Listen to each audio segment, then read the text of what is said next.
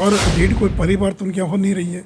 2 महीना पहले जब नीतीश जी मुख्यमंत्री थे उसमें भी रेड हुई, जब भोला यादव गिरफ्तार हुए उसके 6 महीना पहले भी रेड हुई।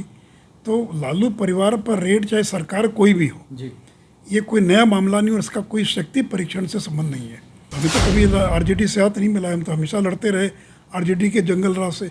आप ही हैं कि कभी दोस्ती करते हैं, कभी झगड़ा कर लेते हैं, कभी अलग हो जाते हैं।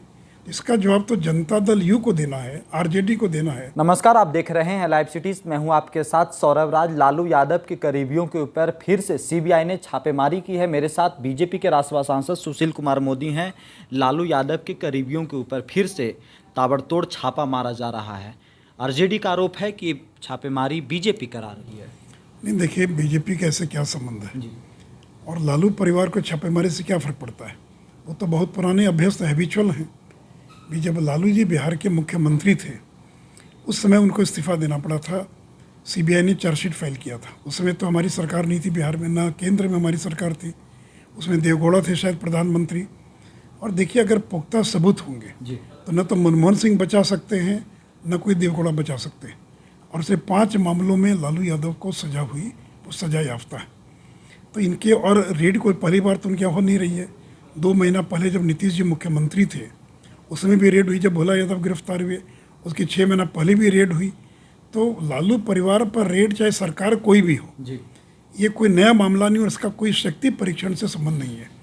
किसी को भी इस बात में कोई अंदेशा नहीं था कि ये सिद्ध नहीं कर पाएंगे। 164 से ज़्यादा विधायक इनके साथ हैं। जी, ये तो हर कोई जानता है।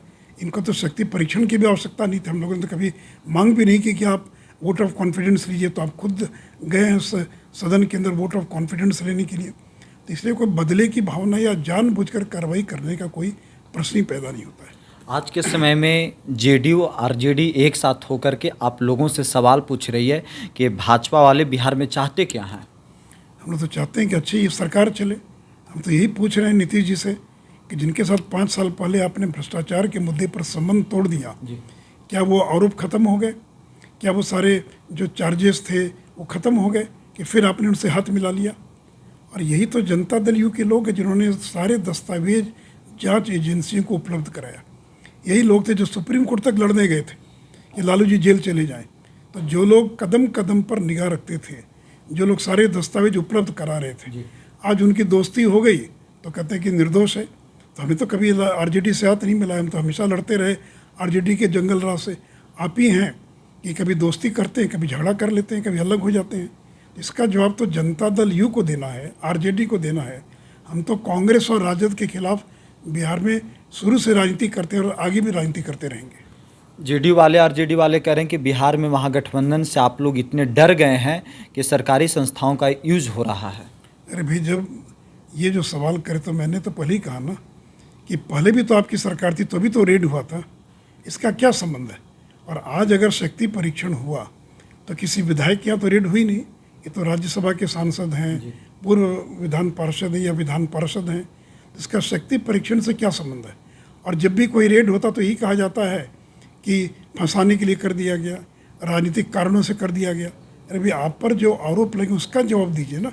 आज तक नौकरी के बदले ज़मीन के बारे में एक शब्द राजद के किसी नेता ने कोई सफाई नहीं दी। एक रटा रटाया के फंसा दिया, फलाना कर दिया, ये कर दिया। तो आप बताएं ना कि जो ज़मीन के बदले नौकरी से जुड़े सबूत सीबीआई ने इकट्ठे किए थे वो गलत है या सही है, उसको चुनौती दीजिए। लेकिन उसका जवाब नहीं देंगे और ये एक रटा रटाया कि मुझे फंसा दिया गया, मैं निर्दोष हूँ। तो इसलिए अगर आप निर्दोष हैं तो कोर्ट में जाकर यही कि हम निर्दोष हैं। चलिए, शुक्रिया सर, थैंक यू।